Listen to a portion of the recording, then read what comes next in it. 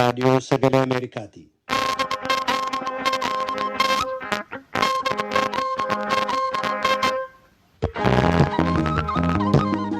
Raadiyoon Sagalee Ameerikaa wixataa qabee haga Jimaataatti galgala keessaa sa'a lamaan walakkaa jalqabee haga sa'a sadiitti meetir baandii 22-25-31 irratti Waashingtan DC irraa kan dabarsu sagantaa afaan Oromoo amma jalqaba.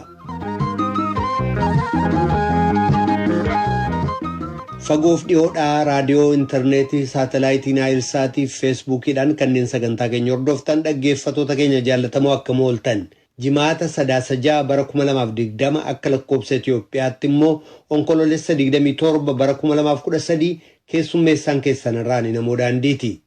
Abbaan taayitaa aveeshinii Itoophiyaa balalii xayyaaraa kamiyyuu qilleensa gama kaaba Itoophiyaa irraa ugguruu isaa ilaalchisee ibsa boodana baaseen buufatoonni xayyaaraa Maqalee, Shiree, Aksumii fi Umaraa cufamanii jiru jedha. Dorgomaan pirezidaantummaa Yuunaayitid Isteetsi ka paartii Dimokiraatii Joo Baayiden pirezidaant Doonaald Tiraamp caalaa gara injifannootti hiiqaa jiru. Gama biraatiin immoo Doonaald Tiraamp lakkoofsa sagalee kutaalee wal dorgommiin jabaan keessatti geggeessame irratti himannaa seeraa baay'ee dhiyeessanii jiru. Addunyaa kan keessatti keessumaa biyya Afrikaa Dimokiraasiin itti bilchaate Afrikaa Kibbaa keessatti beektonni fi miseensonni paartiilee baay'een bayii filannoo Yuunaayitid Isteetsi kana dhaga'uudhaaf gurra qeensaa jiru. Kanneeniif kabiroodhaaf aga xumura sagantaa keenyaatti nu waliin turaa jenna dhaggeeffatoota keenya. Piroodyuusariin Tamsaasarraa Biraan Haayiluu, Tamsaasa intarneetiif miidiyaa hawaasummaa akka qindeessitu immoo Tigisti Gammeeti oduuf gara soraattan sin dabarsa.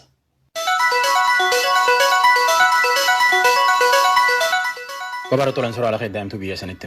Akkuma muummeen ministeera Itoophiyaa Dr. Abiy Ahmed jedhetti tarkaanfiin marsaa dura Iwaat irratti fudhatan milkiin dhumatti. Akka jaree lammeessa loluu hin dandeenye goonee dadhabsiinyee jedhe. Duuli kun gara Iwaattan ammoo seeratti deebisuu fi gargar hin cituu jedhe dubbata muummeen ministeera. Akkuma muummeen ministeera Itoophiyaa Dr. Abiy Ahmed jedhetti waraanni mootummaa federaalaa naannoo kaabaatti lolu karoora dhugaa qaba. Kaayuuf bahe. Tiwiitarii fi irrallee barreesse.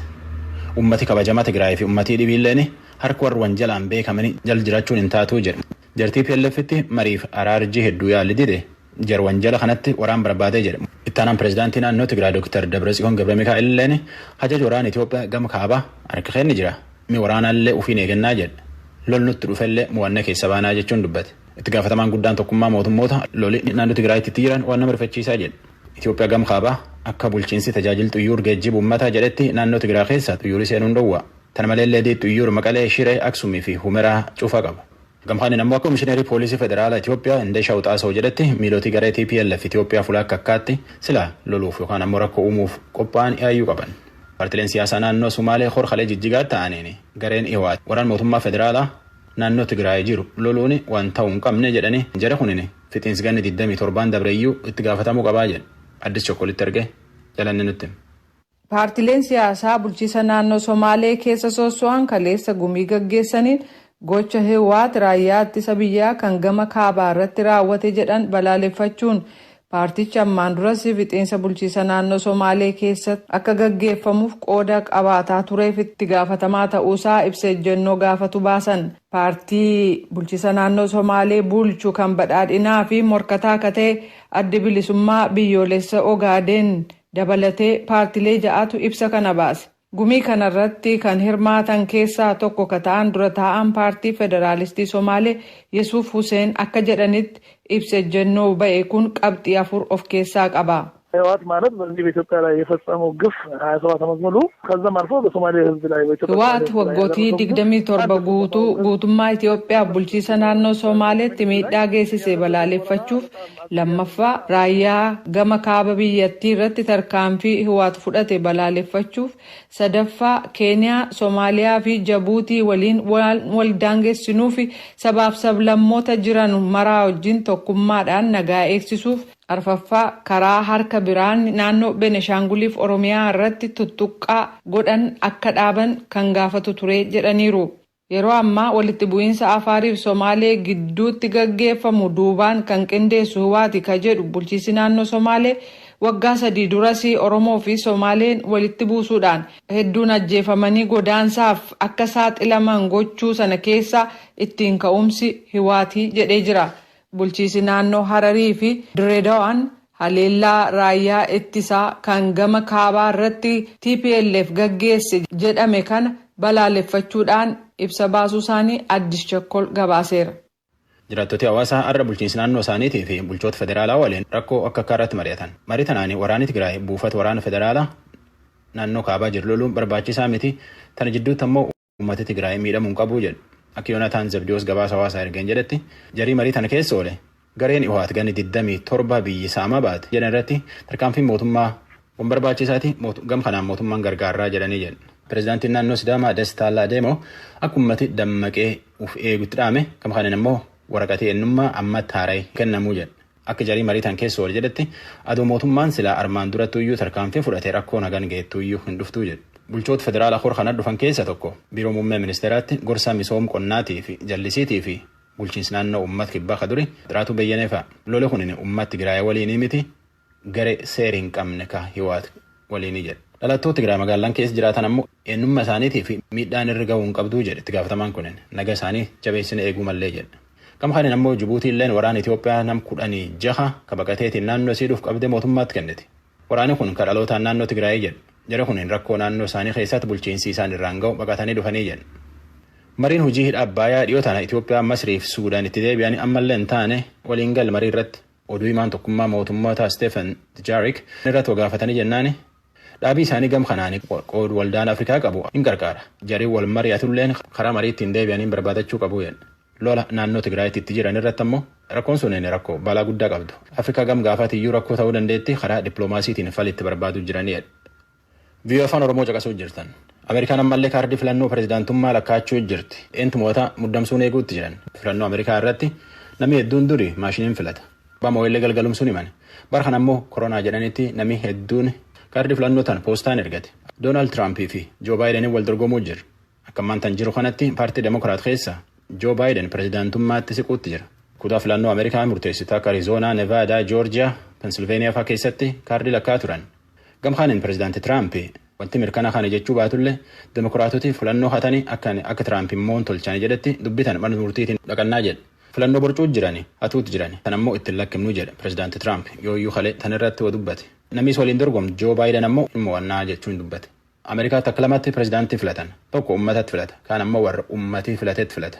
Warra uummatii filatu kanaani electoral voters yookaan ammoo electoral college jedhan. Namni 538 jira akka seeraatti. Namni 270 dursee filatti pireezidaantii ta'uu danda'a. Keenyaan qorsa koronaa British University Oxford fi dhaabbii farmaasii beekamaan AstraZeneca waliin hojjetan uummata isii irratti ilaaluu jirti.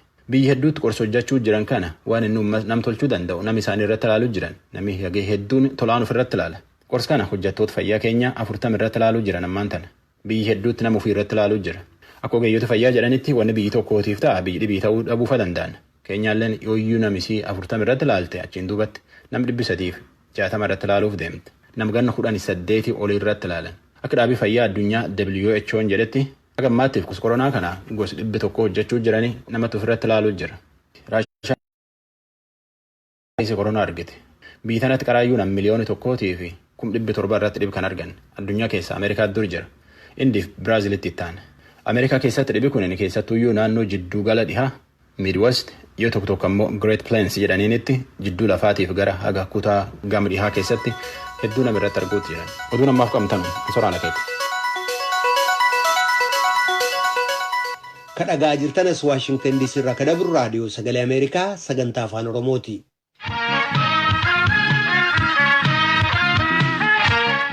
Daandiin qilleensaa gama kaaba biyyattii naannoo Tigraay jiru tajaajila balalii kamiifuu cufaa taasifamuu abbaan taayitaa Civil Aviation Itoophiyaa beeksisee jira.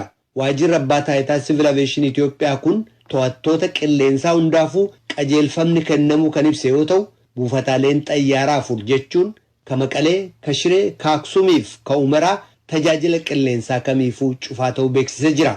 Muktaar Jamaaltu Adaamaarraa gabaase. Abbaan taayitaa Air Aviation Itoophiyaa ibsa baaseen akka beeksisetti onkololeessa 25 bara 2013 irraa kaaseetiniin daandiin qilleessaa gama kaaba Itoophiyaatiin naannawa Tigraay keessa darbu hundinuu daandiilee balalii sadarkaa idila addunyaatii fi biyya keessaa hundaafiyyuu dhoorgaa ta'uu isaa beeksiseetiniin jira. Abbaan taayitaa Civil Aviation Itoophiyaa dhoorgii daandii balalii sadarkaa idila addunyaatii fi biyyaalessaatiif dhoorge kana biyyoota hundaafiyyuu akka beeksises dubbate. Kanaan dabalatattis ibsa har'a baaseen buufataalee xiyyaaraa Maqalee, Shiree Aksuumii fi Humara guutumaan guututti akka cufaman labsamuusaa abbaan taayitichaa beekseetiniin jira. Abbaan taayitaa Siviil Aaviyeeshinii Itoophiyaa kun akka beeksetti har'a onkoloolessa 27 bara 2013 ganama sa'aatii 12 irraa kaasee buufataaleen xiyyaaraa afran eeraman kun tajaajila kamiifuu guutumaan guututti cufaa ta'aniitiin jiru jedhe. Abbaan taayitichaa cufuu buufataalee xiyyaaraa afran Maqalee, Shiree Aksuumii fi Humaraatii fi akkasumatti immoo daandilee balalii naannoo Tigraay keessa dabarsan sadarkaa idila addunyaatii fi biyyaalessaa guututti ugguruu kana maaliif akka ta'e ibsa dabalataa bal'inaan waan baasa hin qabu. Ibsi gabaabaan barreeffamaan bahe kunillee kanaa ol homaa hin dubbanne. Dhimma kanarratti yaada dabalataa akka kennaniif VOA'n kan gaafate dubbii himaan abbaa taayitaa Siviil Aaviyeeshinii Itoophiyaa obbo Annemut Lammaa akkas jedhanii jiru. እዛ ዌብሳይታችን ላይ እንዳየው ፌስቡክ ፔጃችን ላይ እንዳየው ከዛ ውጪ ብዙ ማብራሪያም እየሰጠን አይደለም። Akkuma argite ibsa weebsaayitii keenya irratti baasneen ala waan dabalataan ibsaatiniin jirru hin qabnu. Ibsi dabalataan ibsamu yoo jiraate qaamoleen dhimma kana hoogganuudhaaf hundeeffaman ibsuu ni danda'u. Nuti gama keenyaan ogeessota hooggansa qilleensaatiif ajaja dabarsineetiniin jirra jedhan. Muummichi ministeeraa Itoophiyaa Abiyyi Ahmed guyyaa dheengaddaa bulchiinsi mootummaa naannoo Tigraay raayyaa ittisa biyyaa ajaja kaabaa irratti tarkaanfii fudhachuusaa erga beeksisaniin booda mootummaa federaalaatii fi mootummaa naannoo Tigraay gidduutti dhiphuun hamaan uumameetiniin jira. Mootummaan naannoo Tigraayis guyyaa dheengaddaa daandiin balalii naannoo Tigraay keessatti taasifamu hunduu guutumaan guututti akka ugguramu gama bulchiinsa mootummaa naannichaatiin ibsuunsaa kan yaadatamu yoo ta'u. Guyyaa kaleessaa magaalli naannichaa Maqaleen jeettota waraanaatiin qilleensarraa rukutamuusii bulchiinsi mootummaa naannoo Tigraay gama televezyiinii mootummaatiin ibseetiniin jira. Himannaa kanaan walqabatee VOA'n gama raayyaa ittisa biyyaatiillee taatee humna qilleensaa biyyattiirraa waan adda baafate hin qabu. Gabaasa sagalee Ameerikaatiif Muktaar Jamaal Finfinneerraa. Bulchiinsa magaalaa Finfinneetti manneen barnootaa onkoloolessa 30 bara 2013 jalqabsiisamuuf sagantaan bahee ture yeroo murtoofneef dabarsamuusaa biiroon barnootaa Finfinnee beeksisee jira. Gama biraatiinis barattoonni bara kana eebbifaman gara mooraalee yuunivarsiitiitti barachaa turanitti akka deebi'anii barnoota jalqabaniif waamichi godhameefii ture yeroof akka dhaabbatu ministiriin saayinsiif dhaabbilee barnootaa olaanoo hubachiisee jira. Tsahaaydaamxoo Finfinneerraa gabaasaa qabdi. Biiroon barnoota Finfinnee bara 2013 barattoota kutaa 8ffaa fi kutaa 12ffaa osoo hin dabalatiin barattoota 600 ol manneen barnootaa mootummaaf dhuunfaatti simatee barsiisuuf galmeessuusaa ibseera. Barnoonni daree kan idilee akka eegalamuuf onkoloolessa 30 bara 2013tti sagantaan bahee ture kan jedhan itti aanaan biiroo barnootaa Finfinnee obbo Addisuu Shaanqoo sababoota garaagaraatiin sagantaan jalqabbii barnootaa kun yeroo hin murtoofneef dheerateera jedhan. Daree dabalataatu barbaachisa. Daree tokko keessatti barataan 50 jiraata iddoo lamatti qoodamee 25tu daree tokko keessatti ta'a jechuudha.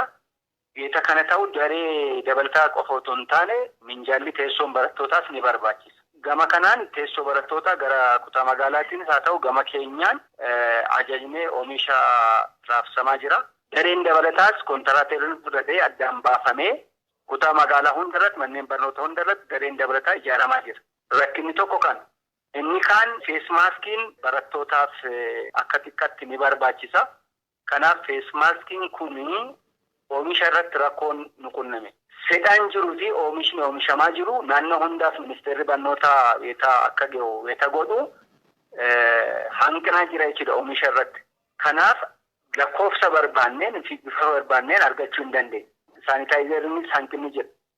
Sararri bishaanii hanqinni jira. Roottoon barbaachisaa, bishaan barbaachisaa qulqullina isaa eeggatanii akka seenaniif daree keessa wantoonni kunneen hanqina jira jechuudha. Gama kaaniin immoo gama mootummaatiin baajetni qabamee yuunifoormiin, dabtariin fi boorsaan akka bitamuuf waada galamee jira. Kun hojjetamaa jira, oomishamaa jira. Kunis 30f nuuf hin qaqqabu. Kanaaf haala kanaan baruu barsiisuu yoo jalqabsiisne rakkoo nu qunnama. Amma jalqabsiisuu irratti xinnoo turree qatan akka guunnu hojjechuu qabna halkaniifi guyyaa. Sagantaan barnootaa kun barattoota qormaata naannoo fi biyyaalessaatiif taa'an kan kutaa 8ffaa fi 12ffaa kan hin dabalannedha kan jedhan obbo Addisuun barattoonni barnoota isaanii qormaataaf isaan teechisuu danda'u eegalan cimsanii akka itti fufan murtaa'eera hanga guyyaa qormaataaf ta'anitti jedhan.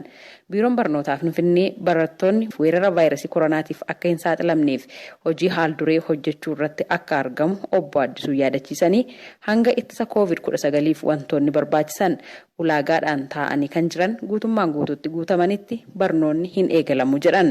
Gama keenyaanis fedhaa jira. Gama barattoota maatii barattoota barsiisota hojjettoota bulchiinsaas fedha qabanii hawaasa biratti fedha guddaa qaba.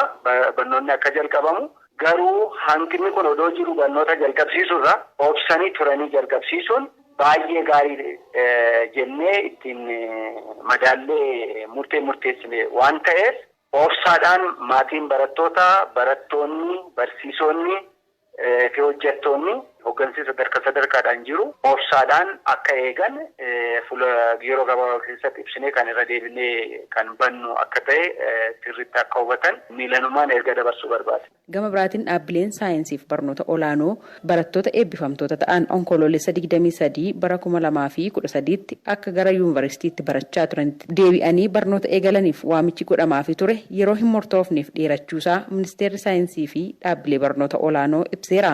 Haala nageenyaa biyyattii keessa jiru waliin wal qabatee barattoonni kunneen yeroodhaaf bakkuma jiranitti akka turan ministeerichi hubachiiseera. Barattoonni dhaabbilee barnoota olaanootti barachaa turanitti deebi'an mooraa keessaa akka hin baanee fi odeeffannoo yeroo yeroon kennamu hordofuun akka socho'an kan ibse ministeerri saayinsii fi dhaabbilee barnoota olaanoo kanneen naannoo jireenya isaaniirraa gara yuunivarsiitiitti hin sochoone ammoo hanga beeksisni biraa bahutti akka mana isaanii turan hubachiiseera. Gabaasa raadiyoo sagalee Ameerikaatiif Tsahaay Daamxoo Finfinneerraa.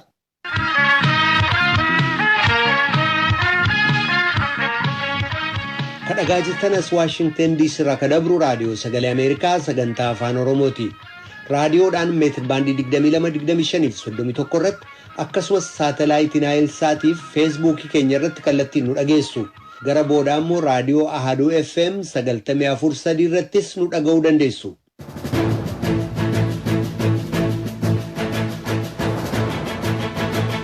Kaadhimamaan dorgommii pirezidaantummaa ka paartii Dimookiraatii Joo Baayiden ka pirezidaantummaa Yuunaayitid Isteetsi isaan injifachiisu sagalee elektooriyal voot yookaan ka gurmuu bakka bu'ootaa 270 guutuutti ennaa dhiyaataa jiranitti gareen duula filannoo pirezidaant Doonaald Tiraamp immoo akkaataa lakkoobsa sagalee kutaalee wal dorgommiin cimaan keessatti geggeessame irratti himannaalee seeraa dhiyeessaa jiran.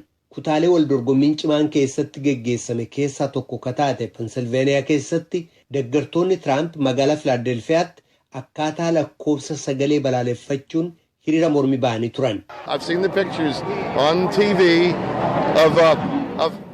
Filaadelfiyaa keessatti suuraa namoota haguuggee afaaniif qomee Baayiden uffatanii buufata filannootti sagalee lakkaa'anii televezyiyoona irratti argeen jiraa jedha hiriirtota sana keessaa tokko ka ta'e Edward Young.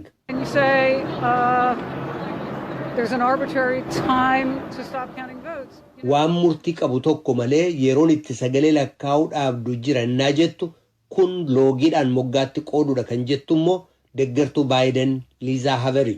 Ka pireezidaant Tiraamp caalaa gara sagalee elektooriyaal voot yookaan sagalee gurmuu bakka bu'oota filattoota pireezidaantii 270 guuttachuutti dhiyaatan kaadhimamaan paartii Dimookiraatii Joo Baayiden akkaataa ofitti amantaa agarsiisuun akka uummanni tasgabbaa'u gaafatan. Dimookiraasiin yeroo tokko borcamaadha. Yeroo tokko xiqqoobsa barbaachisa.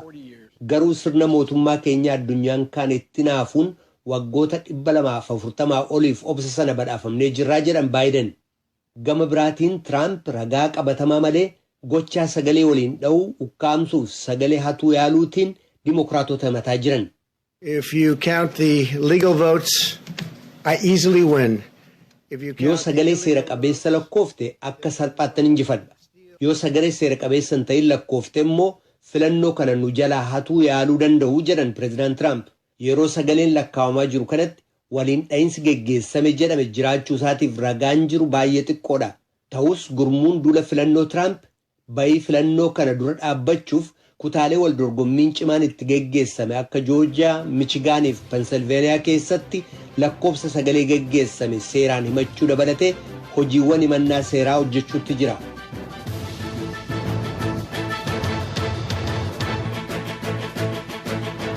dhaggeeffachaa jirtan raadiyoo sagalee Ameerikaa sagantaa afaan Oromooti.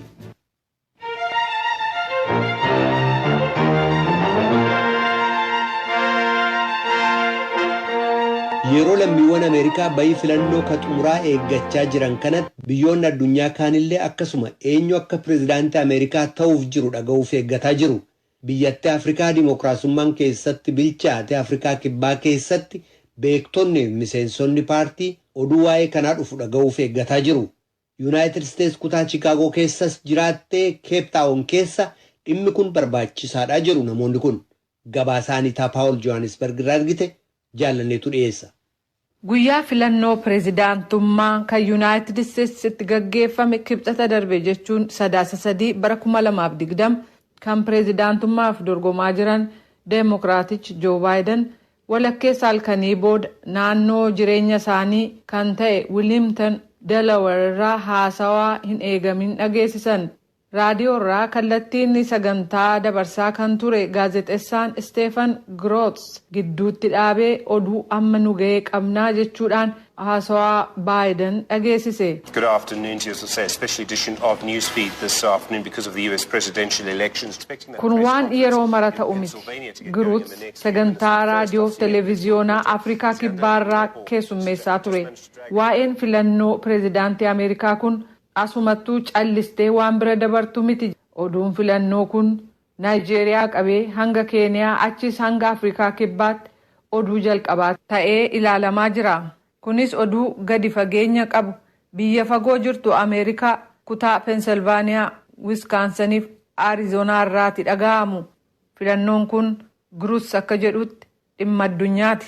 Myself and so many other people in South Africa are really in a way obsessed with the American elections. Ofii koo dabalatee uummanni biroon Afrikaa Kibbaa keessa jiraatu dhugumatti filannoo Ameerikaa hawwiin ilaala.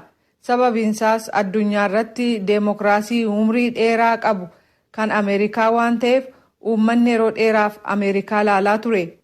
Innammaa garuu Tiraamp waan hojjetanii fi sababaa sanaan waan uumame keessumaa Tiraamp waa'ee Afrikaa kan isaan dubbatan dhugumatti gaariin turre. An ofii kooti marsaalee oduu Ameerikaa faana bu'ee hordofaan jira. Jireenyi koo isa baratameerraa haala addaa keessa jira jedheera.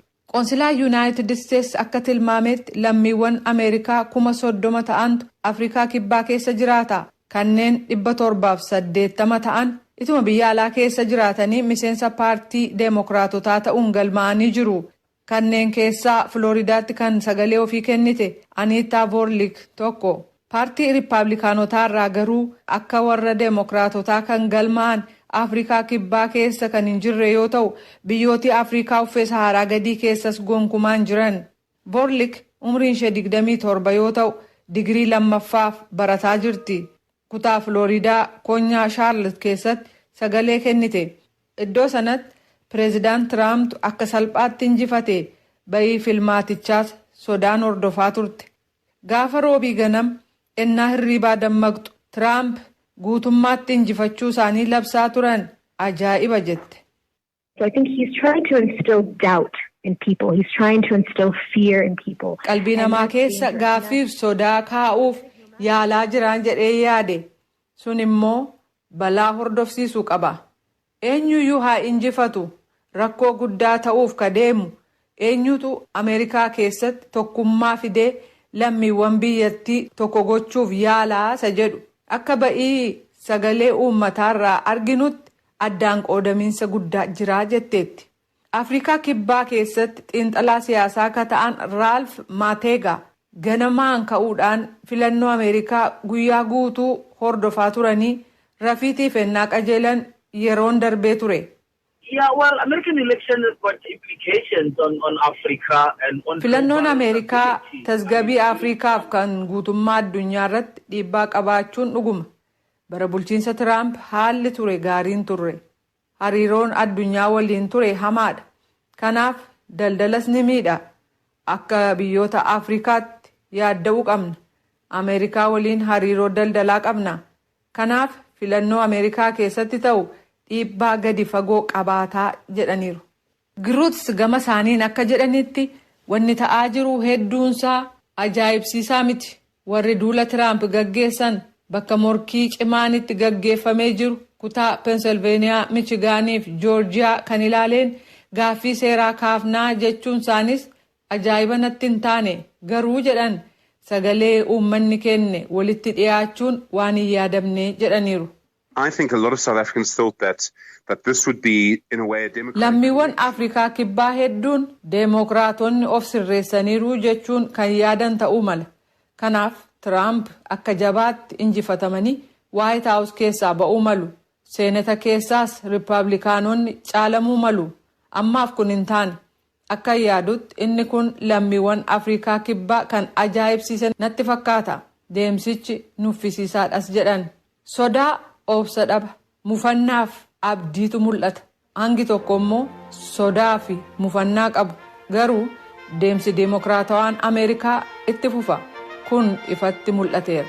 Afrikaa fi Yuunaayitid Isteets kanarratti haga ammaatti addaan hin jiran jedha gabaasa ergame.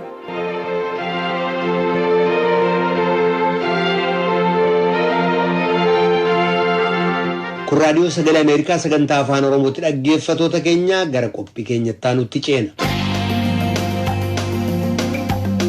Miseensota paarlaamaa gara 300 ta'an kanneen biyyoota 19 keessa jiran irratti qorannaan geggeessame akka agarsiisutti miidhaalee qaamaa, ookkara quunnamtii saalaa, dararaa fi hidhaa dabalatee dhiittaan mirga dhala namaa miseensota paarlaamaa kan garee mormitootaa irratti geggeessamu dabalaa deemuunsaa beekamee jira. Gabaasaa Liisaa Shilaan Jenevaarraa ergite tujubeetu dhiyeessa. Jenevaatti kan argamu gamtaan paarlaamaawwanii gabaasa haaraa baaseen filannoo dhiyeenya geggeessameef kan darbe irratti kanneen hirmaatan miseensota paarlaamaa irratti dhiittaa mirga namaa geggeeffamu ibsee jira. Gabaasi kun akka jedhutti miseensonni paarlaamaa hedduun mirgi isaanii yaada ofii walaba ta'anii ibsachuu irraa mulqameera. Gabaasichi akka jedhutti miseensota paarlaamaa seeraan ala hidhuu, deebisanii gadhiisuu, irra deebi'anii hidhuun aangawoota naannoo biratti bifattiin doorsisan jaallatamaa ta'ee jira. Fakkeenyaaf poolisiin Ugaandaa mormituu beekamaa Baabii Waayiniin irra deebi'uun to'annaa jala oolchuun deebisee gadhiiseera. Dhiyeenya kana kibxata darbe immoo poolisiin konkolaataa isaanii irratti gaazii mimmaansu biife. Baabii Waayin hiriira uummata jeequ karoorsite himannaa jedhu haalanii jiran. Gamtaan paarlaamaawwanii kun dhimma miseensota paarlaamaa lammiiwwan Ivory Coast 9 kanneen uummata gidduutti jeeqama kaasan oduu kijibaa facaasan jedhamuun to'annaa jala oolanii gamaaggamee jira. Balleessaa isaanii ragaan mirkaneessu tokkoyyuu kan hin jiraanne ta'uusaaf filannoon koloolessa 31 gaggeeffame waliin kan wal qabate kaka'umsa siyaasaa fakkaata jedhee jira. Gurmuun paarlaamaa kun waggoota murtaa'eef haala Venezuelaa keessa jiru hordofaa ture. Dubbiimaan gurmuu kanaa Toomaas Vizismoons akkaataa doorsisa mormitoota miseensota paarlaamaa irra ga'u raadiyoo sagalee Ameerikaaf innaa ibsan filannoon paarlaamaa muddee 6 gaggeeffamuuf jiru kan haqaaf walabaa waan ta'uun fakkaatu jedhan. Miseensota paarlaamaa 134 keessaa irra hedduun isaanii haleellaan irratti raawwatameera, dararamaniiru yookaan doorsifamaniiru. Kunis doorsisa miidiyaa hawaasaa qabe hanga kallattiin dararaan irra ga'utti. Kanaaf doorsisa sadarkaa adda addaatu jira. Karaa tokkos haa ta'u kan biraa martinuu doorsifamaa jiru jedhan. Fizmiinos akka jedhanitti yaaddoo guddaan amma jiru immoo kan miseensa paarlaamaa Zimbaabuwee kan Johaanaa Maamoombeeti. Baatii caamsaa keessa ennaa weerara vaayirasii hiyyeeyyiif eegumsi akka godhamuuf hiriira gaggeeffame irratti erga hirmaatanii booda to'annaa jala oolan. Garuu biyyattiin cufaatti turte kan isaan hidhaman ennaa sana. Kanaaf mana hidhaa keessatti quunnamtii saalaa dabalatee dararaan irra gahaa jira gabaase jedhu hedduu nu yaaddiseera jedhan. Dubbiimaan gamtaa paarlaamaa Fizismoons akka jedhanitti Moomombeen wabiidhaan gadhiisamanii deebisanii hidhaman. Mana hidhaatii gadhiisamanii deebisanii hidhamuudhaan yeroo yerootti doorsifamuun aangawoonni kutaalee biyyaa hedduun mormitoota dadhabsiisanii aangoo irra turuuf mala isaan gargaaramanii jedhan. Biyyoota maqaa dhahaman biraa deebiin kennamee hin jiru. Raadiyoon sagalee Ameerikaa galgala keessaa sa'a 2 walakkaa jalqabee haga sa'a 3tti meetir baandii 22 yookaan kiilooheerzii 13,765 irratti meetir baandii 25 yookaan kiilooheerzii 12,040 irratti akkasumas meetir baandii 31 yookaan kiilooheerzii 12,485 irratti wixataa haga jimaataatti qophii afaan Oromootiin dabarsu asirratti raawwata. Sagantaa keenya idileetiin wixata walitti deebinaa qophii saatalaayitiin tamsaasnuun immoo bor walitti deebina dhaggeeffatoota keenya nagaatti bulaa. Amma sagantaa afaan Amaaraatu itti fufa.